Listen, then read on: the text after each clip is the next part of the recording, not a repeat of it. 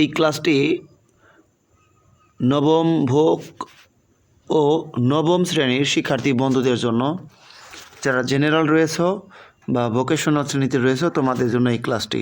তো বন্ধুরা, তোমাদের জন্য একটা ইতিহাস ও সামাজিক বিজ্ঞানের খুবই গুরুত্বপূর্ণ প্রশ্ন নিয়ে আলোচনা করবো। সেটা হলো, গারো সম্প্রদায়ের বাসস্থান বাংলাদেশের কোন কোন জেলায়? চলো এই প্রশ্নের উত্তরটা আমরা শিখে ফেলি। এর উত্তর হচ্ছে ময়মনসিংহ, টাঙ্গাইল, শেরপুর, জামালপুর, নেত্রকোনা, সুনামগঞ্জ, মৌলভীবাজার ইত্যাদি জেলায় গারো সম্প্রদায় বসবাস করে। তাহলে আমরা শিখে ফেললাম যে বাংলাদেশের ময়মনসিংহ, টাঙ্গাইল, শেরপুর, জামালপুর, নেত্রকোনা, সুনামগঞ্জ, মৌলভীবাজার জেলায় এই গারো সম্প্রদায়ের বসবাস রয়েছে। তাহলে প্রশ্নটা যদি আসে অবশ্যই তোমরা ফটাফট লিখে ফেলো।